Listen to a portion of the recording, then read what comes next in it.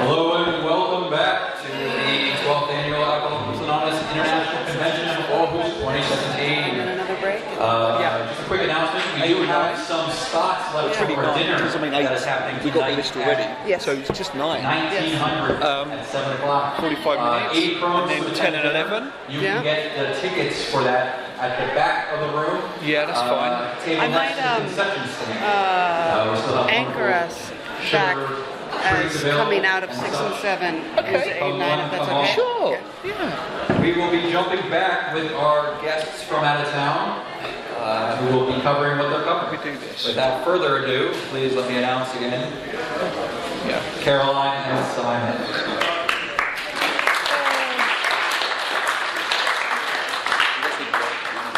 I'm good. Okay. That right?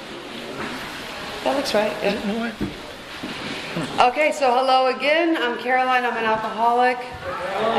Caroline. And where we left off, so we this morning we went through steps 4, 5, 6, and 7.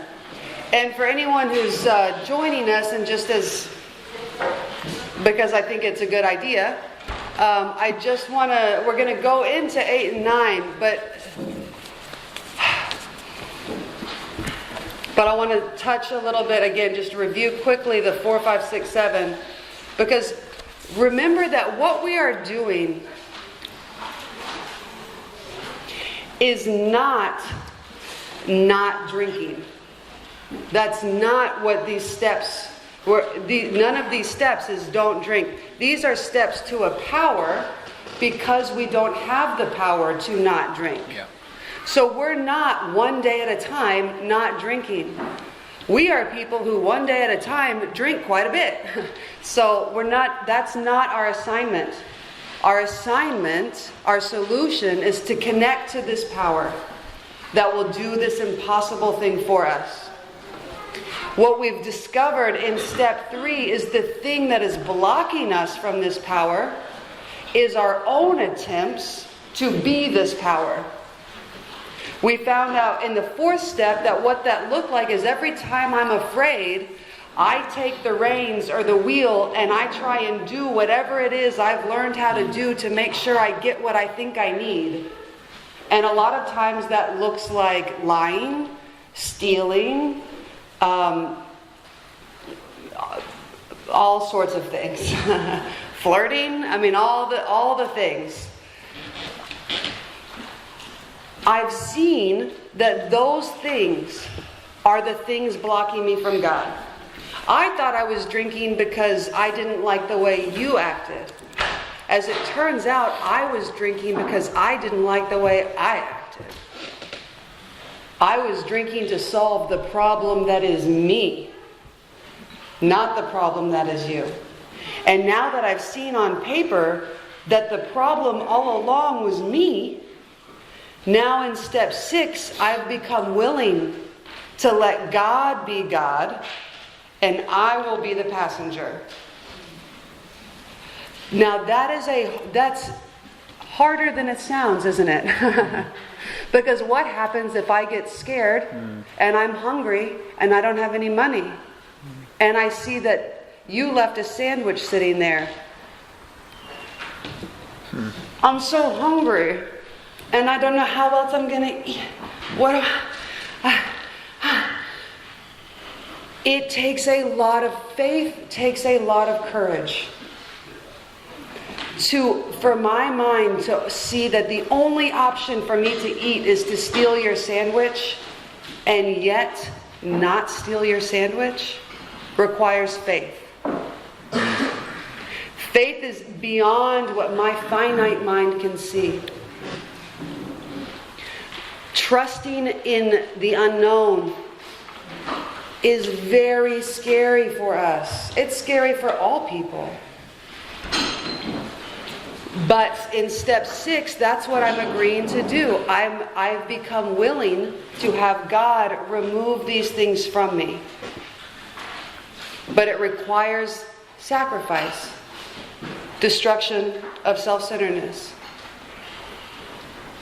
There's only 2 paragraphs in the book. It's very short, but it's very big. It's very profound.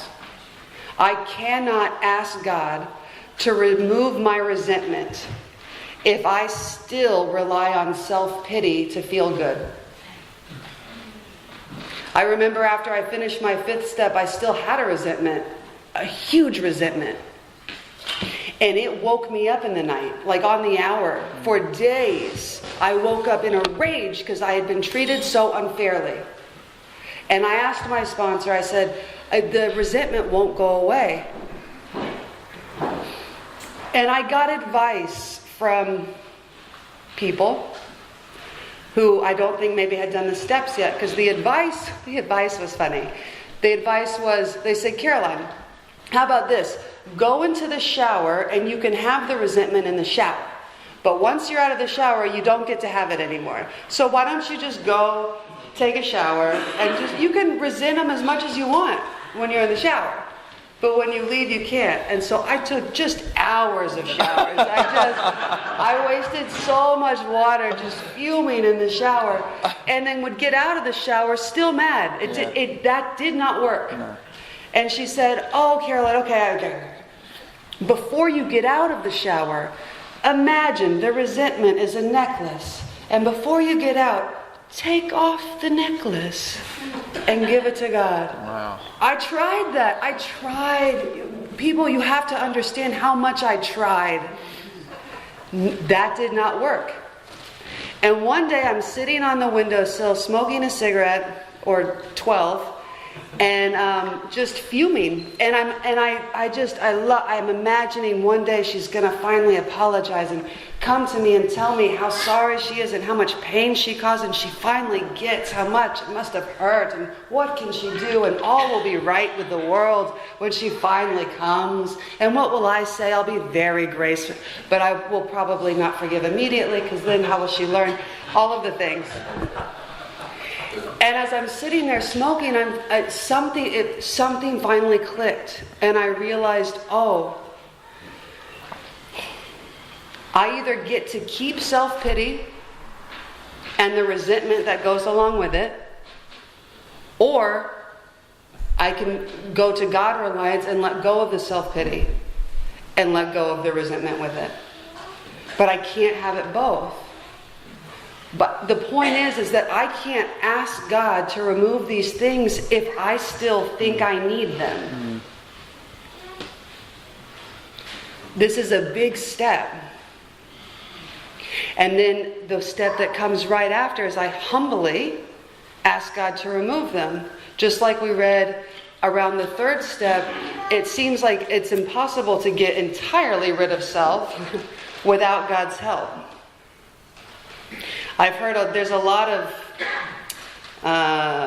traditions and meetings that I've been to, I know because I was in them, where they said, Caroline, how about this? For step 7, for 6 and 7, what you do is you put your defect in a hat, and every day you draw from the hat, and that's the defect of the day that you work on. There's no humility or God in any of that. Right. This isn't about me perfecting me. This is about me being usable to God. So that brings us to when I ask, faith without works is dead. So with each prayer, which each leap of faith I take, there has to be action, works with it.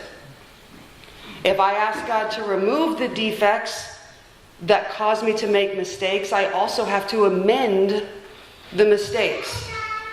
I can't, that ex who left me, who I was, I told her I promised that I'd pay rent, and I never did.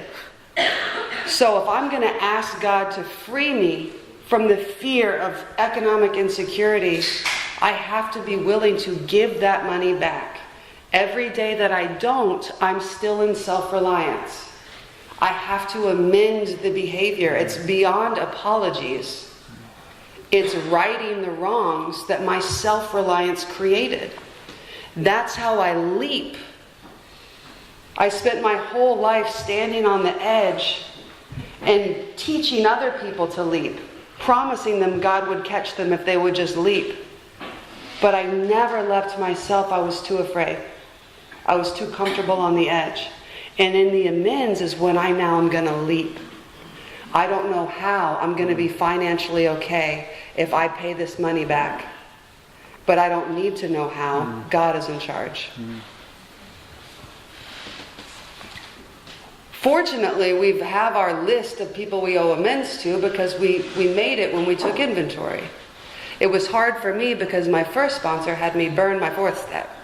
That's another funny tradition. I don't know where that came from. So I rewrote that.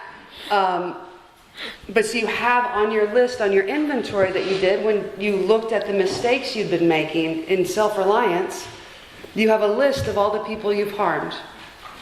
You might find that there are other things that come up that you realize you owe amends for. This is, I don't want to say anything wrong. So I'm going to pause and let you speak. Oh. Thank you, Caroline.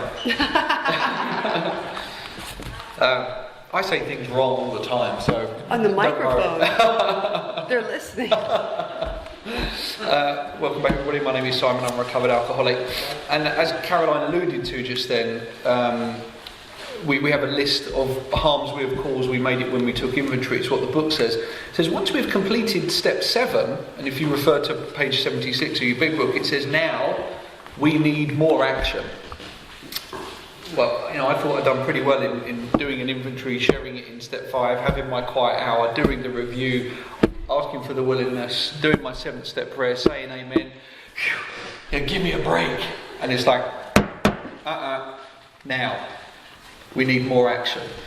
I was sponsored by a guy years ago, tried to sponsor me, and way before I approached this book, in this kind of 5-year period. And we did a 4th step, a 5th step, and I said, right, let's kick on with 6 and 7. And he said, no. Now here's another book. It's called Drop the Rock. He said, read that, and then let's look at 6 and 7. I said, when? Next year. I was like, what? Next year? What page is that on? Yeah. It doesn't say here, next year we need more action. It says now we need more action.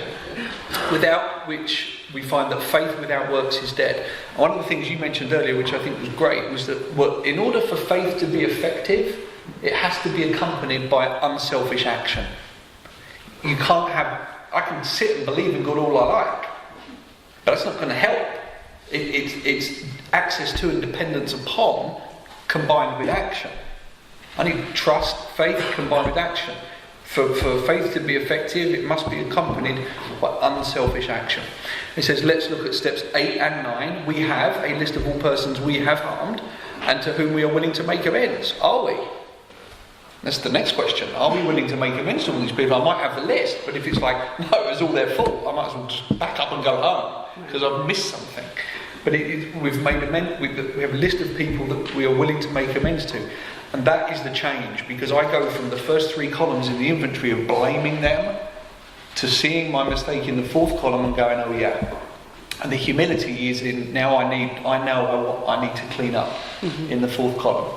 And there's already the evidence of a change. Pre-step 4, blaming them. Post-step 5, yeah, I had a mistake in this, I need to go and make amends. We made it when we took inventory, we did, and we subjected ourselves to address it, self-appraisal. Now we go out to our fellows and repair the damage done in the past. We attempt to sweep away the debris which is accumulated out of our effort to live on self-will and run the show ourselves. Still doesn't mention alcohol. Right. Doesn't say about our effort of drinking, our effort of trying to stop drinking, our effort of trying to control it, to run the show ourselves. And there's another prayer here. If we haven't the will to do this, we ask until it comes. There's another prayer. Remember, it was agreed at the beginning we would go to any lengths for victory over alcohol. And to some extent, right now, we're at a point where most of the work we've done has really all been about us. Really. It's really all been about us. The inventory is about me and my resentments. The step 5 is about me and how it harmed me. The step 6 and 7 asking God to relieve from me what's blocking me from Him. Now we really need the power. Because, and I've experienced this myself, coming to step 9, I had a whole bunch of amends that I needed to make. And that was a daunting task. And now is the time when I go face to face with my alcoholism. And now I need the power. And now I need the courage, because I look across this list, as the book will tell us, about people I hated, business acquaintances that I've wronged, relationships that I've burned, people I owe money to. I look across that list and I go, holy shit. And they remind us here. And I wonder why they remind us here before we start doing it. It says we would go to any lengths for victory over alcohol. They're holding us accountable. They're saying, here's your list. Remember what you agreed. Because they knew that we were going to feel too good about doing it. And it says here, probably there are some still misgivings. As we look over the list of business acquaintances and friends we have hurt, we may feel diffident about going to them on a spiritual basis. Let's be assured, some people you should not emphasise the spiritual feature on the first approach. But this is where I come face to face with my alcoholism. And this is also where, I needed really clear sponsorship, because I get one go at this. Really. I should do it in a way where I don't cause more harm in doing so. And I made a mistake, and I did. And I had to go back and clean it up. And it was weird how that worked out, which I'll go into later. But there was financial amends. There was sex amends.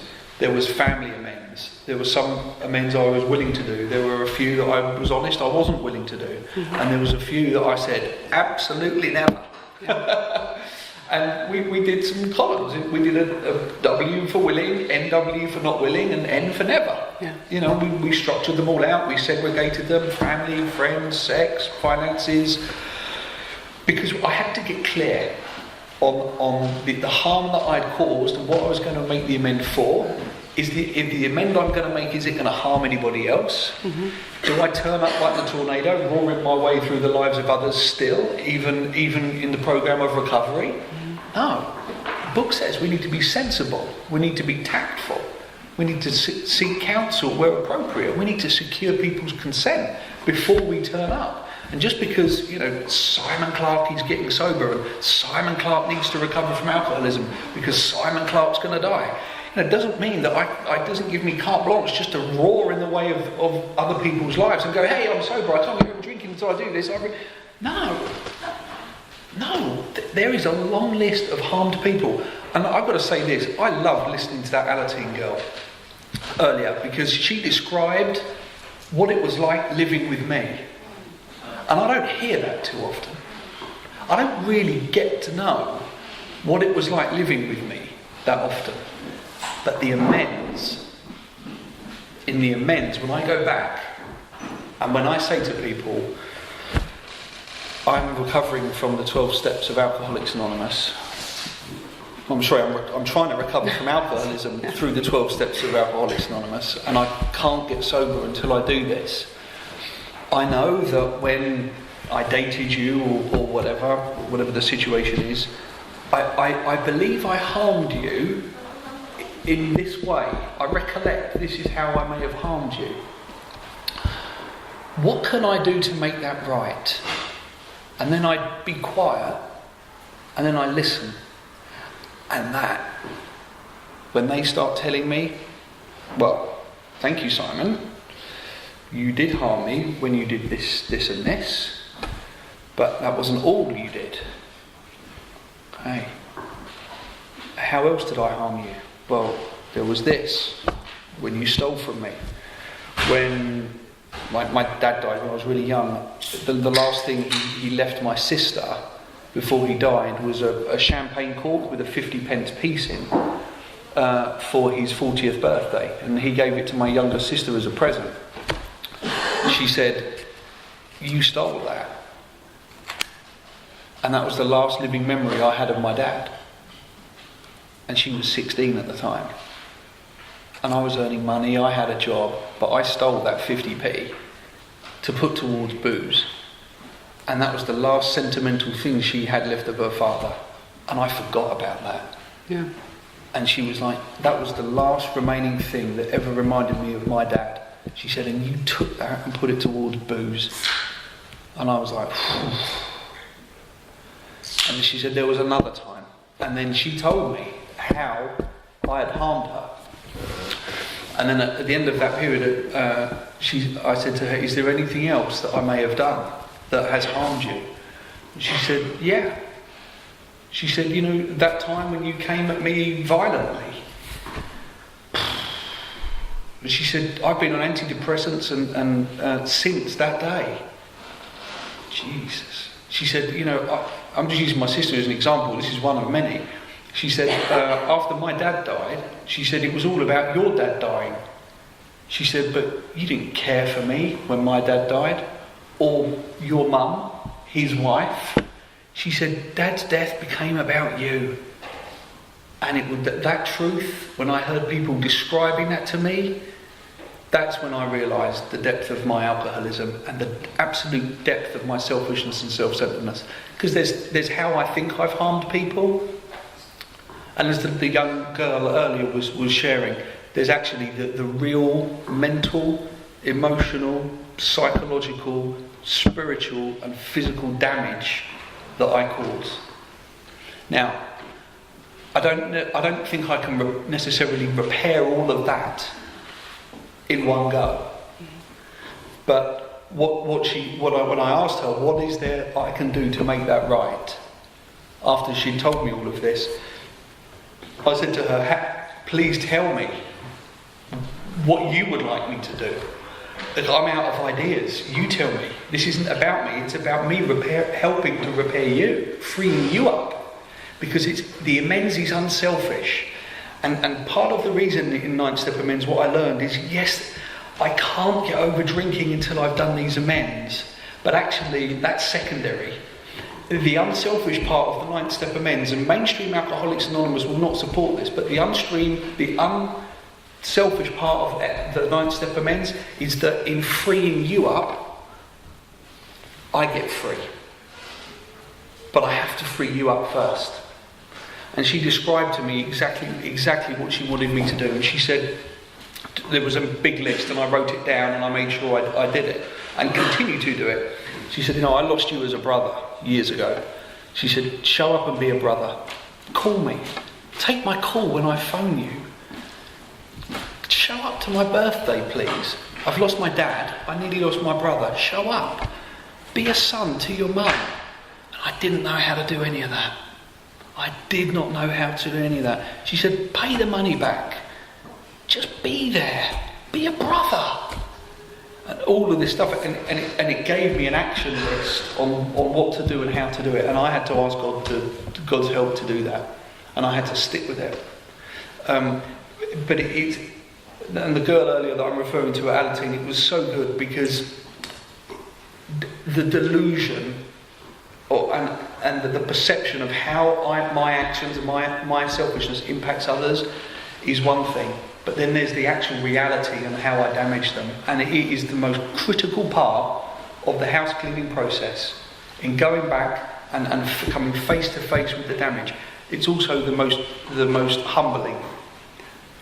It's absolute, and this is where I think my ego really gets a stripping down and right sizing. And I think this is where we need the power. And this is why it says here, we remember and we ask for the will to do this. Because there is a long line of hurt people ahead that I must take the lead on. I don't buy the fact that I put myself at the top of the amends list. I think that is absolute middle of the road nonsense. This is about others, it's not about me. Living amends, sure, there's amends that I need to repair daily, but this is about repairing damage. This is about mending fences. If there's a hole in something, I need to fill it up. If there's a hurt person, I need to nurture that person. If I've stolen from you, I need to pay that money back. You know? And this is really where I need to trust that power. And just a couple of things, if I may, just before we go on the ninth step. Pages 76 to 84 give us a number of scenarios. They give us, how to be with the family. Some suggestions around how to clean house with the family. What to do with our creditors, the people we owe money to. What to do if there has been infidelity. What to do if there's been wholesale condemnation. What to do with the man that we hate.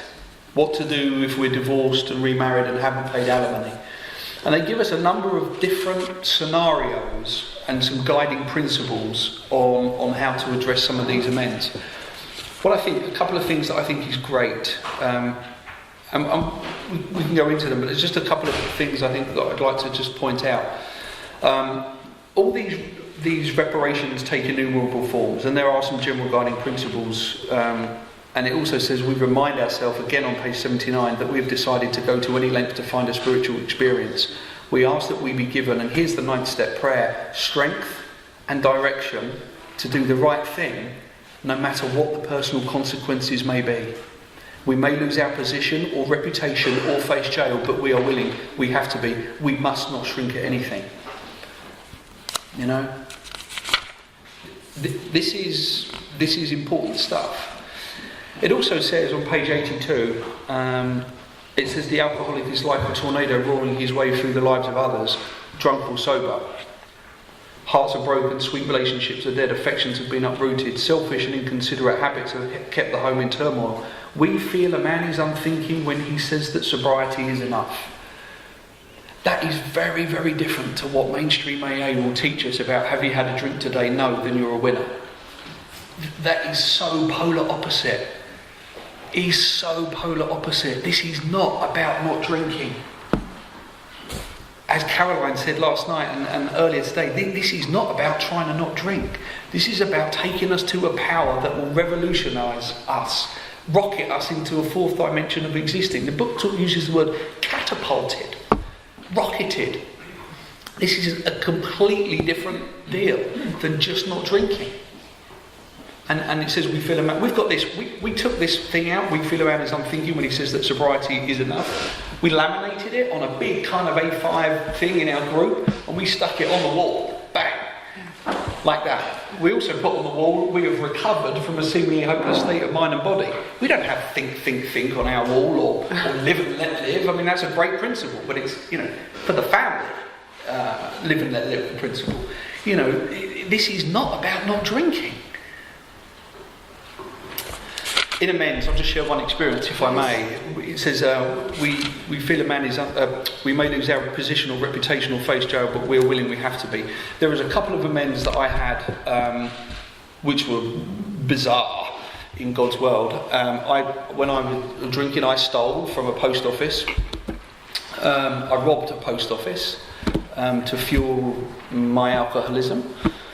And I went back and of course I had to find the owner of the post office at the time, and I had to pay the money back. And it was interesting in the amends around money, because I ended up paying a lot of money back. I didn't have a lot of money, but as I prioritised paying back the money that I thought I must have, as I paid it back, more came. Mm-hmm. Right? Mm-hmm. It was interesting in that I was terrified about letting it go, because look, this is all I've got. And my sponsor says, can I kindly remind you that God is either everything or nothing? Mm-hmm. And if God is everything, which was your choice at that time, mm-hmm. God has all the money in the world. And I was obsessed with money for some reason at that point, probably because I didn't have any. and my mum was my most ruthless creditor. I owed my mum €30,000 because of outside issue debts and all this other stuff. And she was my most ruthless creditor. Not been made terms. But anyway, I went to this post office and I called them and I said, oh, good afternoon. My name is Simon Clark. I'm working the 12-step program of Alcoholics Anonymous. I'm unable to get over drinking. As part of this program, I need to put right the wrong caused in the past. And I was wondering whether you could help me. I said, when I figured out the year, it was like 1994 or something. I said, I robbed your post office. And she went, oh, did you now? It's like a Monday morning call,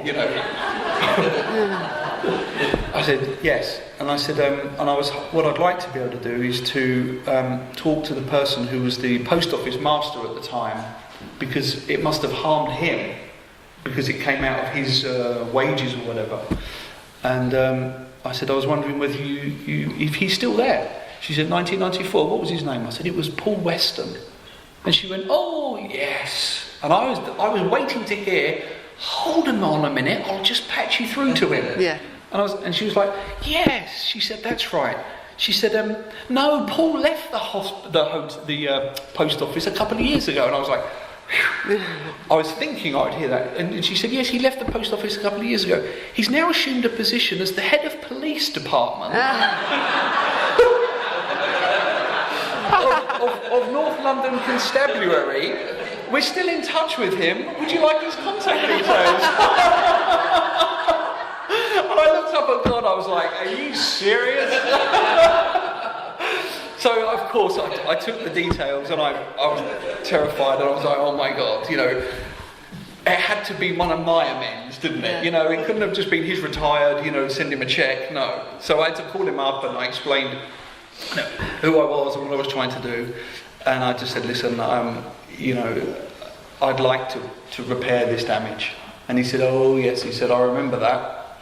He said, yeah. I said, how did it harm you, Paul? And he said, well, 3 things. He said, 1, the post office did an audit because they wondered where the money had gone, and they were suspicious of me. That affected me and the relationship between my wife at the time, because we were having money problems, and she felt or thought that there was I may have done something. He said, and I was under audit from the post office or whatever. And I said, well, look, what can I do to make that right? And he said, well, look, I'm head of North London Constabulary now. He said, what I'd like you to do is to send me a cheque. I said, yes, of course, I can do that, no problem. And he said, and I would like that cheque to go to the local drug and alcohol unit in North London, so that money could be used to help other people. And I said, of course. See, it's when we go to these people and we're sincere about setting right the wrong, our amends take us to places that we wouldn't have even thought of. That's God's work. Yeah. That's God's work. I just have to suit up and show up and to do the right thing as it's outlined in here and instructed to what to do. And amends take us to places where we can be helpful without even knowing. Yeah. One of the other things I did was when I was drinking in London, I used to get taxis home at night because I'd spent all my money. But I used to pick taxis with the oldest, frailest looking taxi driver, and I used to go from London to Essex, which was like a £100 journey most nights because I was drunk, because I missed the train home, and they used to drop me off and I used to just run out the cab and run away. I mean, I did that hundreds of times, and it's like, okay, well, I'm not going to be able to find these people, but good sponsorship. It was like, okay, you may not be able to find all of these individual taxi drivers, but there must be a taxi drivers charity fund that you could approach and try and find out who they are. If you can't, talk to them. And I wasn't able to find those individual people, but I was able to put that money back into a taxi charity fund that went to supporting handicapped children on days out each year that the taxi drivers would do. Things like that. And that's why we must do this kind of stuff. Countless experiences. I've had one 9th step amend where I messed it up. It was I'll just be honest, I was making a relationship amend, and I used it. The amend went very well, and it got a bit romantic, and it went wrong, and I said some things to that person that I knew I couldn't live up to, and it all went horribly wrong, and I ended up causing harm to that person, and we had a an involvement, shall we say, and she had an expectation of me, and I'm left there at the house the next day going, what have I done? This is a sex amend. I'm meant to be amending it, but I've had sex again, and she's got an expectation that I'm like, oh no, and I was on the phone to my sponsor, and he was just like, Where did you meet her? I did tell you to meet her in a neutral location, Simon. Where did you meet her? In a hotel room. It was actually in a hotel bar, and then it went to a hotel room, and it was like, right. Now, that was really bad. I used the spiritual principle on a selfish basis, and it really, really got me. It was really bad. I was selfish and self-centered. I had not learned from that. I'd harmed that girl, and she had an expectation that she would come to see me again, and I was like, I need to tell her. So I explained to her that I'm really sorry, I shouldn't have done this, it was really wrong of me. And she just said, just leave me alone. I don't want to know. I don't want your type of amend again. And I'm like, oh shit. What happened then? And I'll just finish on this because I'm aware I've spoken a little bit longer. But what happened is for the 2, 3, 4, 5, 6 weeks thereafter, was I restless, irritable, and discontent? You bet I was. And I was laying on the beach on a Sunday, and the thought of drinking was coming back. And I rang my sponsor and I just said, I am tense. And he said, it's that amend.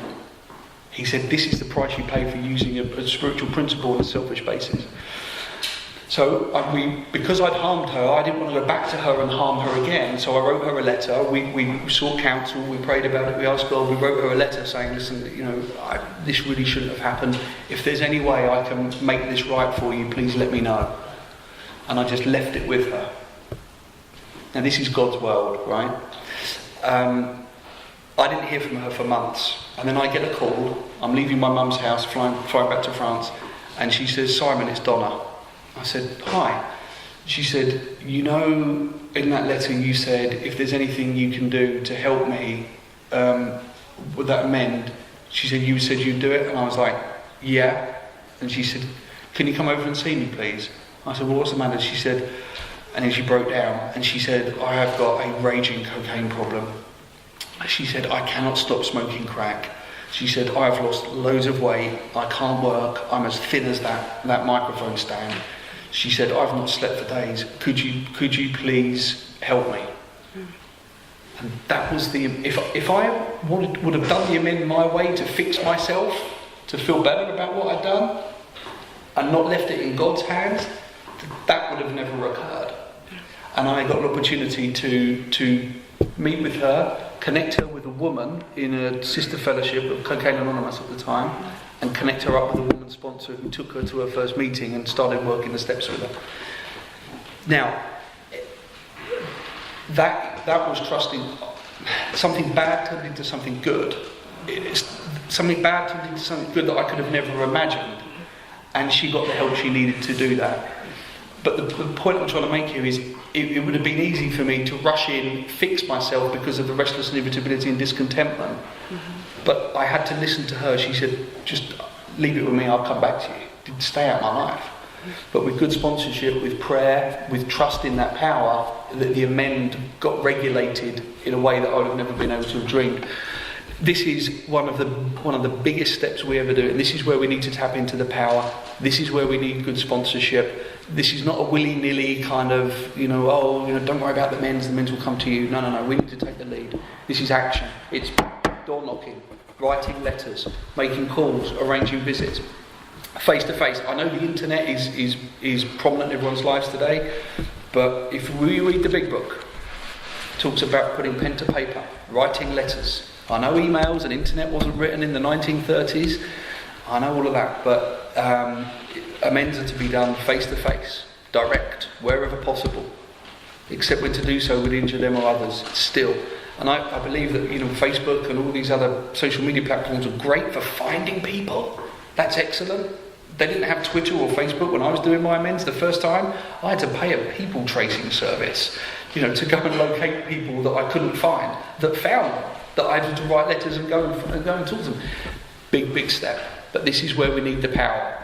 This is where the faith coupled with the action that we take, we need to tap into, because it's a big, big step. There is and I'll just finish on this, I promise. There is a direct correlation between unmade amends and current spiritual condition, for sure. Most of the people that I've come across who have relapsed or who are absolutely miserable in Alcoholics Anonymous today haven't had a drink, but they're miserable. Most of the time, I discover it's because of unmade amends. When I finally got clear of my past, I was really free in today. Really free. I don't look over my shoulder anymore. I don't have sleepless nights anymore. I don't worry, I don't panic, because I'm free of totally free of my past. I've cleaned up every single one of my outstanding amends to my knowledge, in my consciousness. But it is one of the biggest steps, and this is where we need the power. And this is where we would need to ask for the power and take the action.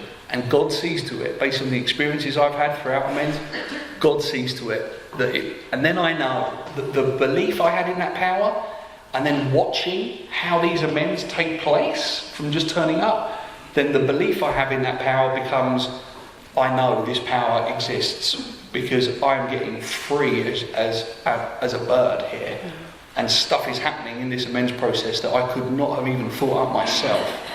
Then I begin to experience that power. And there's a big difference between knowing and believing to having an experience with. I had an experience with God throughout, after step 5 and well into 9. And it got backed up in 12 as I was doing 10 and 11.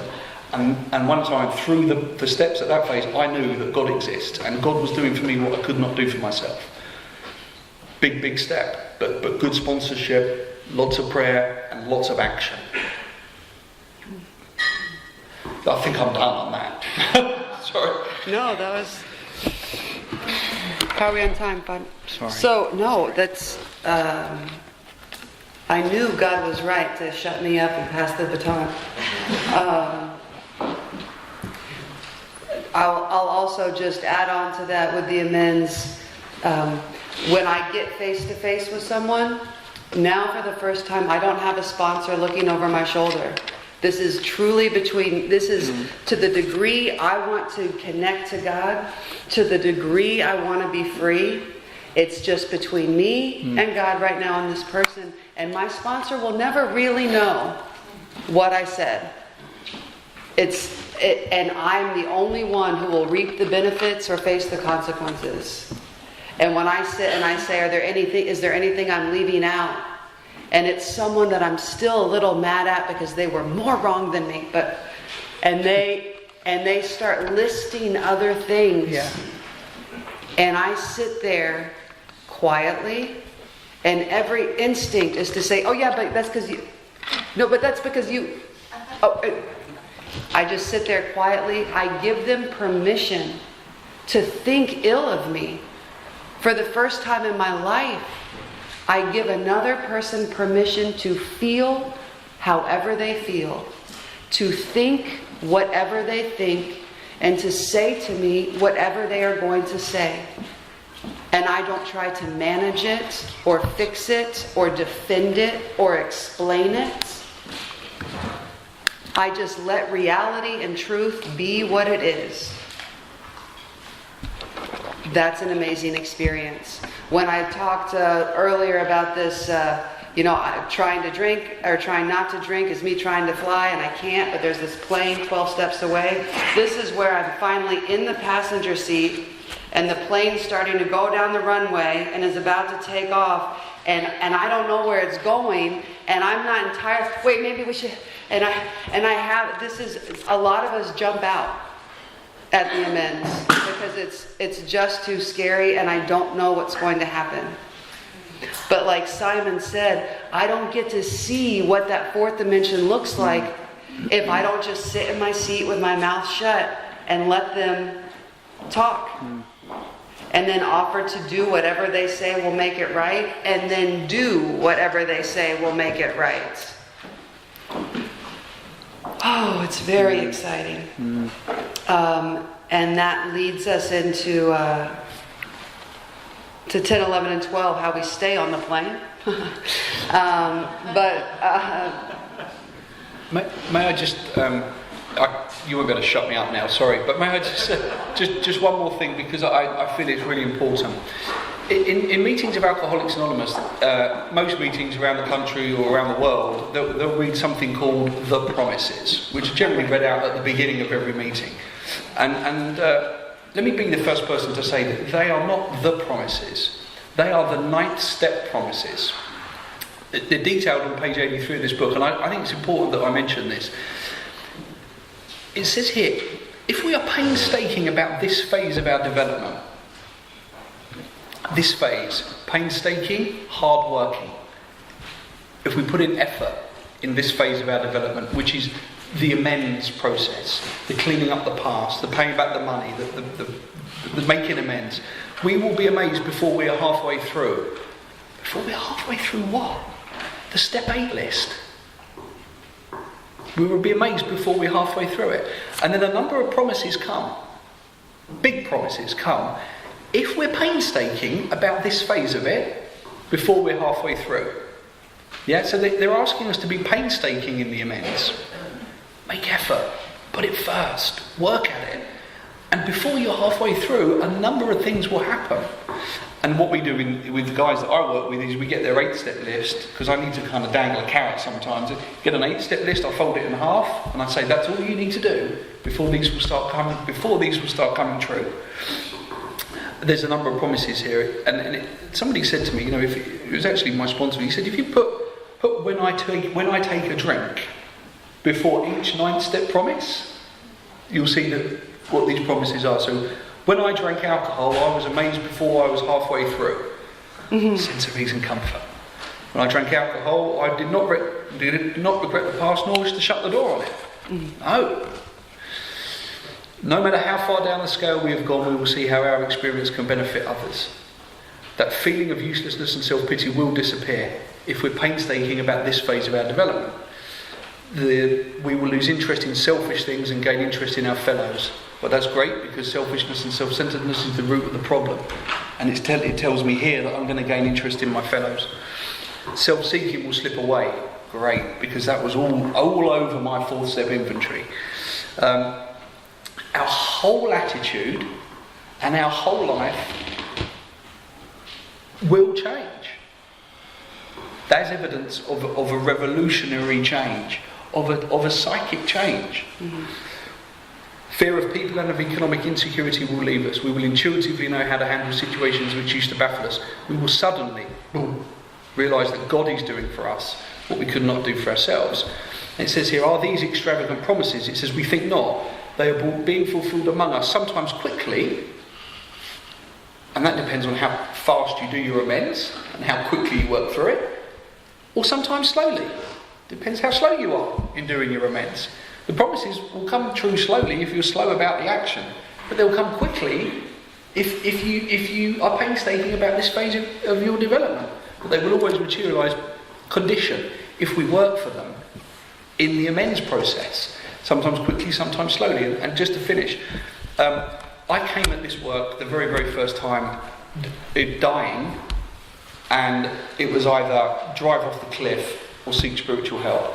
So to me, I wanted to get to the power very, very quickly. I was really motivated because I knew that 5 years of untreated alcoholism was killing me, and drinking before that was killing me too. And for me, it was, once I got the power moved me on through the process.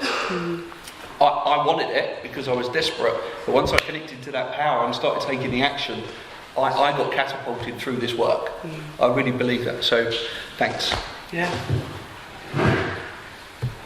Let's smoke. Cool. Yes.